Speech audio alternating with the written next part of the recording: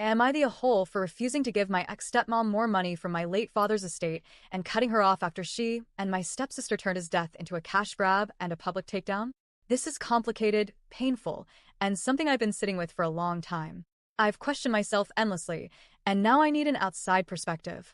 I, 27F, lost my dad to cancer in 2022. It happened fast, too fast. Our relationship wasn't perfect. We had our ups and downs, but I was still his only biological child, and despite everything, we had a connection that ran deep. Before he passed, he finalized his will. I was named the sole beneficiary, except for one portion. He gave a $20,000 lump sum to his ex-wife, my former stepmom, Renee. That was his decision, and I respected it. I didn't challenge it, even though their divorce had been finalized almost 10 years before he died. I figured maybe it was guilt, sentimentality, or his way of tying up loose ends. And that should have been the end of it. But it wasn't. The day after he died, literally the next morning, I woke up to chaos. Renee's daughter, my former stepsister, I'll call her Tara, had posted a long, graphic, and emotionally loaded message on Facebook accusing my father of sexually abusing her when she was younger. It was devastating to read. Shocking. Not because I had any prior knowledge of something like that, but because of the timing, the very public platform, and the sheer intensity of it. It didn't feel like disclosure. It felt like a weapon. I was blindsided. For context, the alleged abuse, according to them, happened years before I was born, when my dad and Renee were still together. And yes, despite allegedly knowing what he was doing to her daughter, Renee stayed with my father. In fact, she stayed with him after he cheated on her with my mom and after I was born.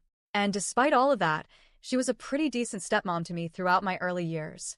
That's the part that's so hard to wrap my head around. I didn't respond publicly to Tara's post. It wasn't my story to comment on, and I had no idea what was true, exaggerated, or completely false. I didn't know what to believe, but I knew the way it was all presented felt off. Especially with the way they positioned themselves as long-suffering victims while also scrambling behind the scenes for more inheritance money. Fast forward to now, 2.5 years later. I've just had a baby. I'm 2 months postpartum, navigating the raw, overwhelming world of new motherhood, when out of the blue, Renee contacts me. Not to congratulate me, not to offer support or kindness, but to ask for more money. She said, verbatim, that she deserved a bigger portion of my dad's estate after everything we went through. She framed her message as if she was being generous by not attacking me publicly, saying that if I gave her more money, she would leave me alone. Like it was some kind of favor, like she was doing me a kindness by not taking legal action yet. I was stunned. This woman had already received $20,000 from my dad's estate, which was a gesture he chose to make despite their being divorced for nearly a decade. She had her opportunity to make financial claims during their divorce. Why wait until after he was dead and buried, and I was grieving and recovering from childbirth, to circle back for more? I responded as calmly as I could. I told her that while I was sorry for whatever trauma she and Tara had endured, I wasn't responsible for fixing it with money, especially not after what she already received. I reminded her that she and my father had been estranged for years before his death. That's when things turned ugly. She exploded.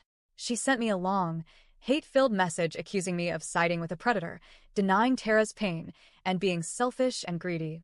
She said I was just like my mother, who she claimed trapped my dad by getting pregnant with me.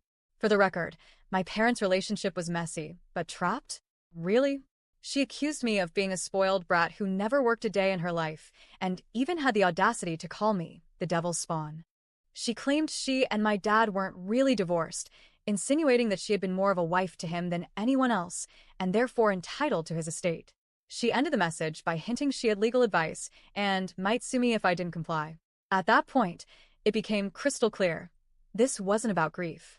This wasn't about trauma or healing. This was about money. Period.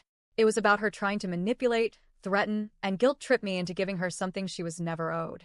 What hurt the most wasn't just the attempt to bleed me dry financially, it was how transactional it all was. Renee used to be a maternal figure to me. I trusted her. I loved her at one point, and now here she was, essentially blackmailing me for money in exchange for silence. It was disgusting. I told her I was done. I told her she'd already gotten more than she was owed, that I wouldn't be intimidated by threats of lawsuits, and that I wanted no further contact. I blocked her. But the drama didn't end there. A week later, Tara messaged me. She said I was being cold, cruel, and heartless. That if the abuse allegations were true, I should show more compassion. That by denying her mother more money, I was re-traumatizing them both. And honestly, I was torn. Because if what Tara said about my father was true, then I understand the pain, the rage, the lifelong trauma. But using that trauma to shame, manipulate, and guilt me into financial support, after receiving money already, feels incredibly wrong. It feels like they're exploiting a tragedy, my dad's death, and my vulnerability, grief, and postpartum recovery, to get what they want. That doesn't feel like justice. That feels like cruelty. So here I am, sitting with all this ugliness, trying to heal from both childbirth and betrayal. And I have to ask, am I the a-hole for refusing to give my ex-stepmom more money, for cutting her off completely, and for not publicly validating her and her daughter's version of events?